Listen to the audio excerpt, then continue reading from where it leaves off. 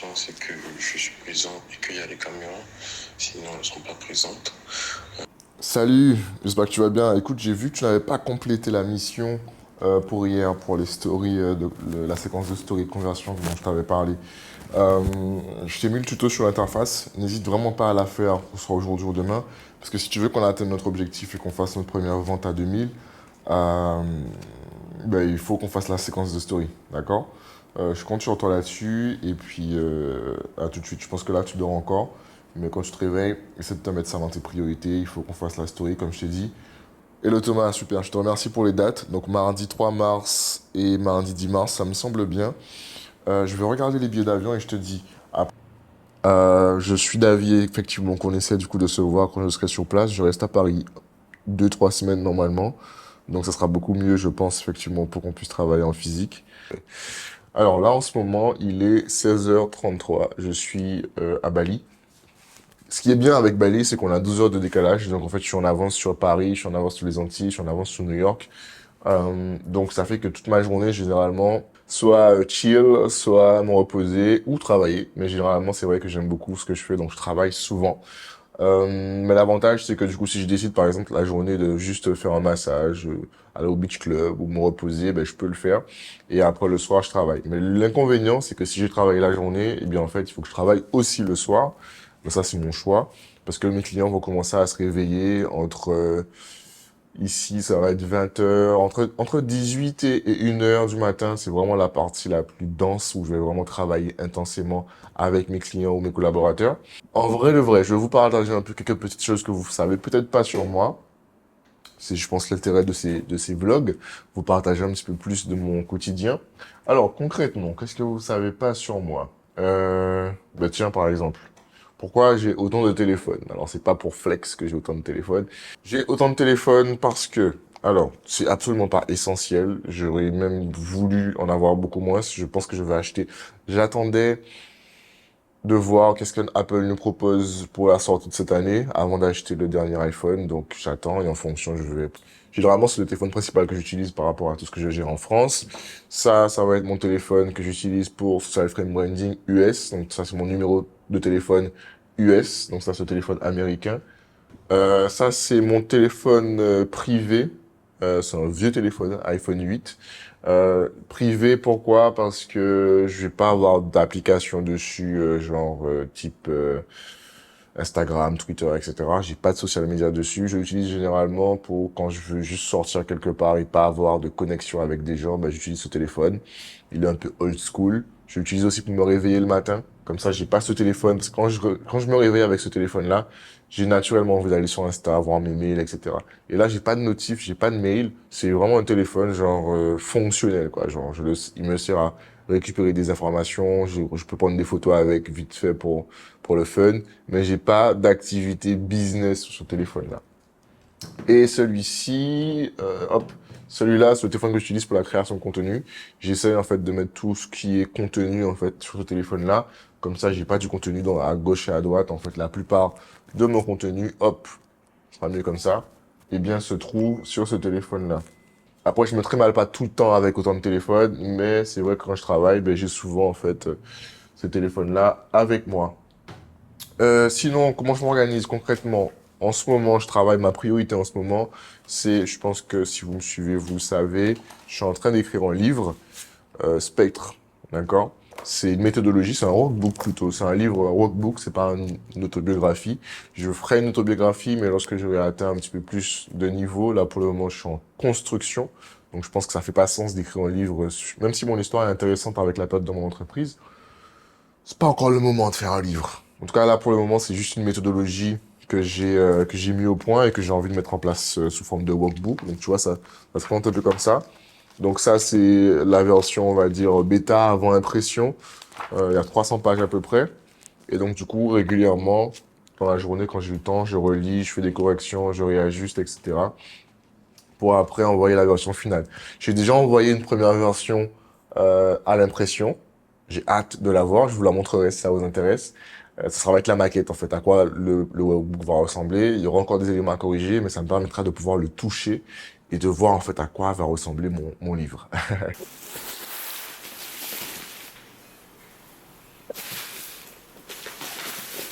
Ça te dit pas? Et je te vois, t'es tout content. Ouais, tu sais, ça me fait plaisir. Et là,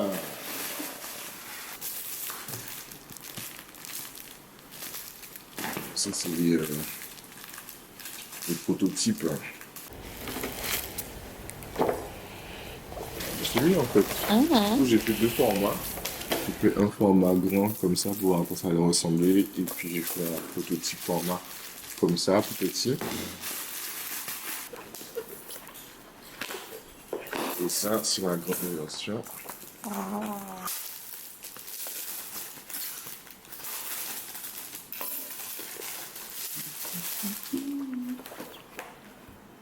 Je pense que je préfère, je préfère le grand, je pense. Hein. Ça va? Je préfère le grand. C'est pas mal, c'est pas mal. Et Spectre. Je vais faire le petit, moi. Tu vois le petit? Des fois, tu peux le mettre dans ton sac, dès que t'as du temps. Mais en fait, le truc, c'est qu'à la fin, t'as un roadbook. Oui, il y a le workbook. C'est vrai que au niveau workbook, c'est plus intéressant.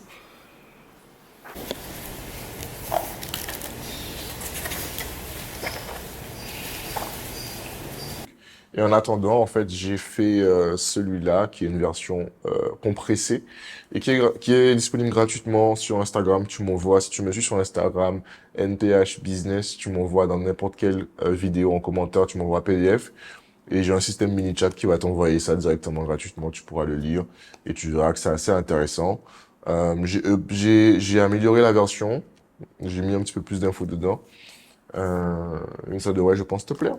Donc voilà, en ce moment, c'est ce sur quoi je bosse, en parallèle de ma société aux États-Unis et en parallèle de mon consulting que je fais avec Social Frame Branding FR.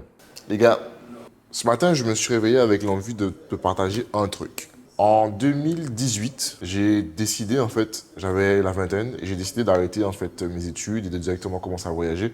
Je savais pas vraiment ce que j'allais faire, mais le fait d'avoir changé d'environnement, je viens de la Guadeloupe et des Antilles, c'est une toute petite île avec 400 000 habitants. Le fait d'avoir shifté mon environnement et de me confronter au monde, c'est ce qui m'a permis aujourd'hui de pouvoir être là où je suis. Et je sais à quel point c'est difficile lorsque on t'a toujours appris qu'il fallait que tu aies une sécurité, il fallait que tu aies un travail, il fallait que tu aies une famille, que tu aies une maison, etc., et que tu aies une stabilité. Et donc, du coup, tu as peut-être au fond de toi envie de changer d'environnement, mais tu te dis, mais en fait, si je change d'environnement, j'aurai plus ma famille, j'aurai plus mon backup, etc.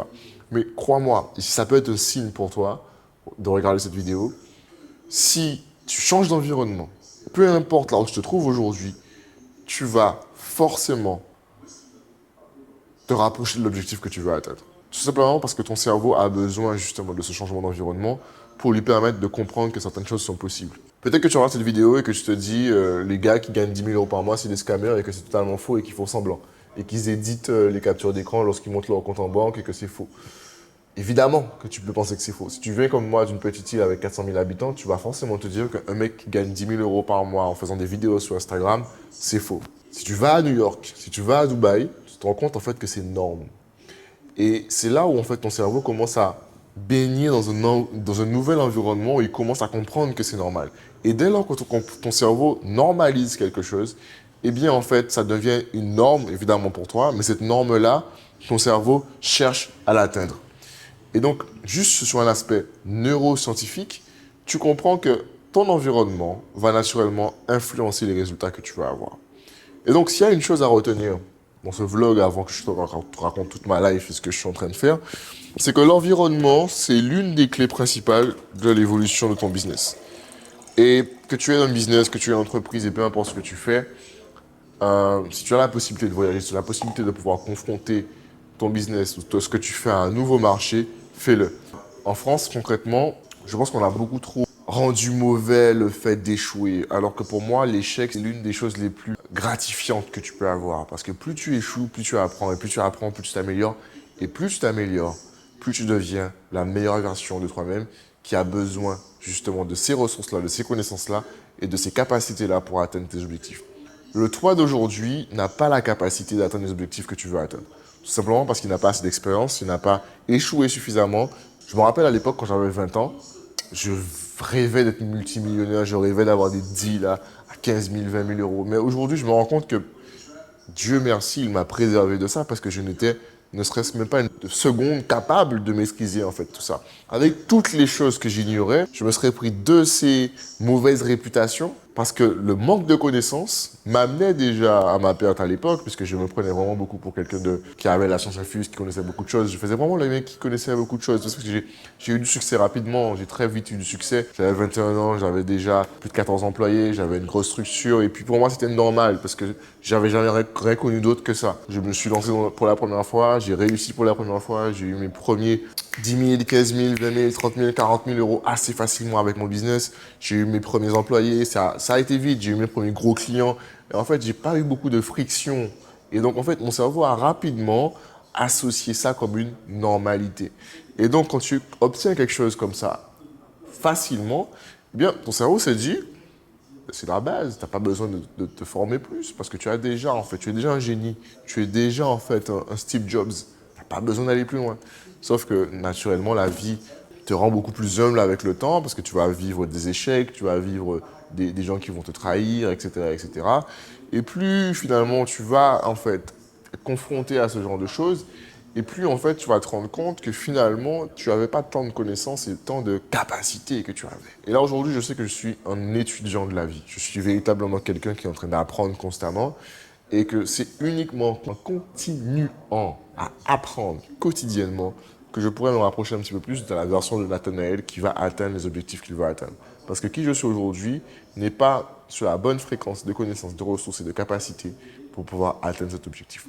Pas parce que je ne suis pas capable aujourd'hui de le faire, parce que physiquement parlant, je peux le faire. Il y a des étapes à atteindre avant de pouvoir prétendre, en fait, garder ce truc. Donc, l'environnement, c'est la clé. Les connaissances et les ressources, c'est les seules choses sur lesquelles vous devez véritablement apporter de l'importance et de la valeur. À l'époque dans laquelle on vit, où les compétences, pour moi, ne sont plus véritablement importantes, ce qui est important, c'est les connaissances que vous avez dans votre tête. Et c'est ça que vous devez accumuler, ce que vous avez dans votre tête.